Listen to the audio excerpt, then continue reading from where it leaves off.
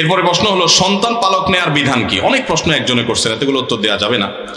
আচ্ছা একটা দেই, সন্তান পালক নেয়ার বিধান কি? সন্তান পালক নেওয়া যাবে। সন্তান পালক নিবেন মানুষের উপকার করার জন্য।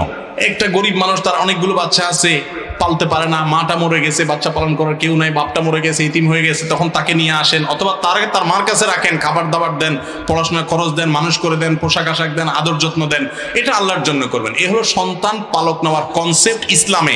আর আমরা সন্তান পালক নেই কোন ধান্দায়? বাবা ডাকবো, মা ডাকবে, এই মতলব।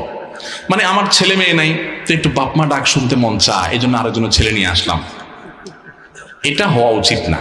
হওয়া উচিত হলো যে ঠিক আছে, একটা বাচ্চা থাকলে ভালো লাগে, আরেকজনের বাচ্চা সে খাওয়াতে পড়াতে পারে না, আমি নিয়ে আসলাম, কিন্তু বলতে হবে ভাই আপনার বাচ্চা আপনার, ওর কামা রোজগার আপনি খাবেন, বা আপনার সন্তান হিসাবেই থাকবে, আমি একটু লালন পালন করতে চাই, একটু তারা পালতে চাই, একটু নিজের কাছে রাখতে